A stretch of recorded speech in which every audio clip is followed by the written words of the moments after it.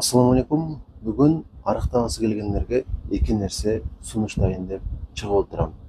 Биринчиси, эгерде сиз арықтағыңыз келсе, сөзсүз түрдө жардамчыга муктажсыз. Айтайын дегеним, мисалы сиз бүгүндөн баштап бир ай арықтайм деп ниеттене турган болсоңуз жана аракет кыла турган болсоңуз, балким бир айга чейин бараттырсыз. Көпчүлүк учурда барбайсыз. 10 адамдын ичинен балким бирөөсү же экөөсү акырына чейин барышы мүмкүн, калган 8-и барбайт. Ошол себептүү сизге арықташыңыз керек экендигин эстетип турган бир адам керек. Балким бул сиздин күйөөңүз, балким бул сиздин кызыңыз, балким уулуңуз же кошунаңыз. Кыскасы бир адам дайыма ушул нерсени сизге эстетип турсун. Балким эки толо адам таныш бири-бирине эстетсин.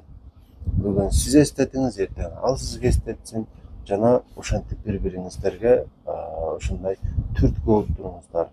Эгер өзүңүз эле чечим кабыл алып, эч кимге эч нерсе жарыялабай эле ушул жолго түшө турган болсоңуз, көбүнчө өзүңүздү аяп кетесиз. Ушул катуу чечим чыгарсаңыз дагы ачкалык сезим сизде ушул оюңузду өзгөртүп салат. Ачкалык өтө чоң жол. Ошол себептүү өзүңүзгө бир жардам жалаңыз. Балким ошол адам мен болоттурмун. Менин ушул жардамым аркылуу, дайым сизге эстетип турушум аркылуу арыктайм десеңиз, ушул менин арктоо курсума жазсаңыз болот. Байланыш үчүн 0504 44 55 28 0504 44 55 28 номерине WhatsApp'тан жазасыздар. Ушул мен ушул арыктоо курсунун өзгөчөлүктөрү, сиз ушул арыктап гана калбастан ден соолугуңузду дагы жакшырта аласыз. Анткени бир эмес, жүздөгөн адамдардын тажрыйбасында бул нерсе ишке ашкан. Көпчүлүгүндө эле, мисалы үчүн, бирөөнүн ашказаны оорушу мүмкүн, бирөөнүн бөйрөгү оорушу мүмкүн, бирөөнүн башы ооруп калышы мүмкүн. Ушул нерсе калыбына келип өзүн жакшы сезип калган учурлар көп. Ушул нерсе сизде дагы ишке ашышы үчүн, туура арыкташ үчүн менин курсума катышсаңыздар болот. Жаңы меню түзүлгөн. Сизге ар 3 күндө бир жолу жөнөтүп турам. Алдыңкы 3 күндүк менюну. Жана бул менюда өзгөчө нерселер жок. Адаттагы биз жеп жүргөн жана бизде бар бирок көп жебей жүргөн нерселер сунушталат. Жана ушул менюлардын негизинде Кудайым буйрса, ушул эстетип туруунун негизинде арыктай аласыз. Бул биринчи сунушум.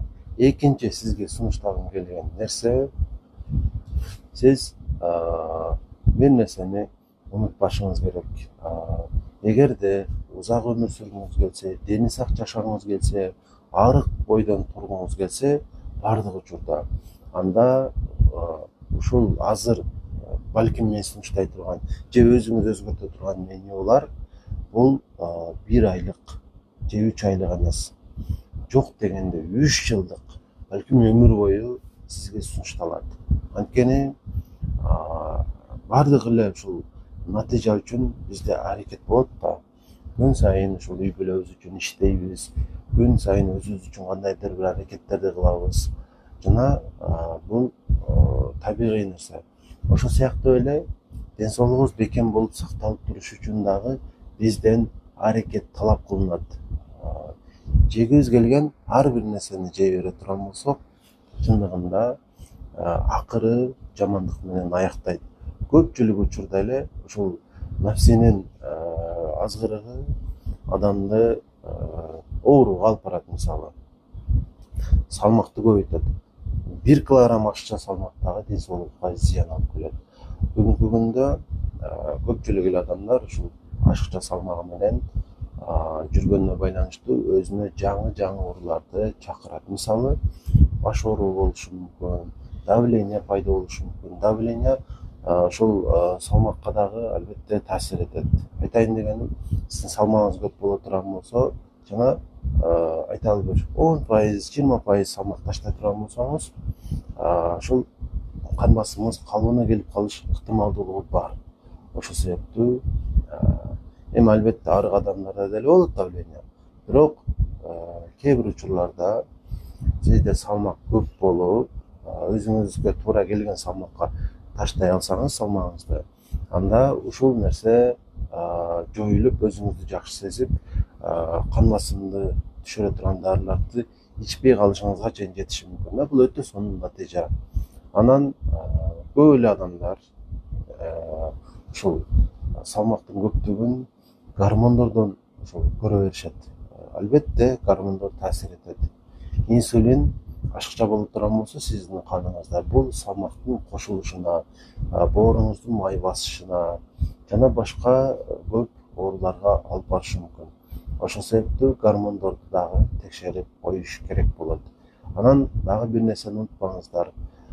Сиз тапшырышыңыз мүмкүн болгон 10дон ашык ар кандай гормоналдык анализдер бар. Сиз ошолордун баарын тапшырышыңыз шарт эмес. Максимум үчөөсүн тапшырасыз. Жана бул врачтын сунушу менен болгону жакшы. Анан дароо эле ушул анализ тапшырып, дароо эле ушул текшерилип, ошонун негизинде арыктап баштайм деп ойлобоңуз. Сиз биринчи өзүңүз чечим кабыл алып, аракетти баштай бериңиз. Анан өйдө айтылган сунуштарды унутпаңыз. Ошол сунуштарды ошол сиздин планыңызда боло турган болсо, натыйжа сиз күткөндөн дагы жакшыраак болот. Анан дагы бир нерсени унутпаңыздар, туура тамактануу бул өмүр бою сакталыш керек болгон эреже.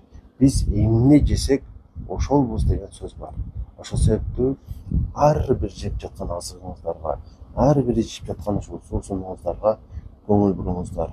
Жана дагы бир нерсени унутпаңыздар. Мисалы, бүгүн бир эле жолу ичип койгон бир стакан фантаңыз, мисалы, бул сиздин келечегиңизге таасир этет. Ошол себептүү, мисалы үчүн, ошол нерсе сизге жагып турса дагы, анын ордуна таза суу же көк чай мисалы ичип койгонуңуз максатка ылайыктуу болот. Биз үчүн жагымдуу болгон даам, биз үчүн жагымдуу болгон ушул тамактар, мисалы, биздин ушул оозубузда эле болот да. Ашказаныбыз, ичегилерибиз, боорубуз жыргабайт.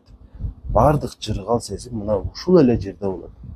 Ушул жерди жыргатыш үчүн эле биз ден соолугубузду жоготушубуз керек эмес.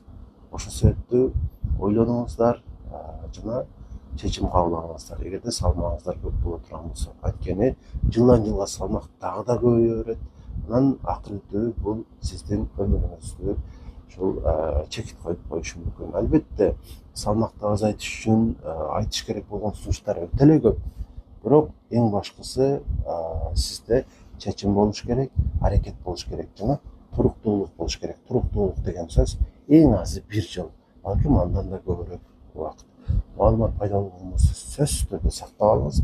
Башкаларга дагы жөнөтүп коюуну унутпаңыз. Суроолор пайда болгон болсо комментарийге жазсаңыздар болот.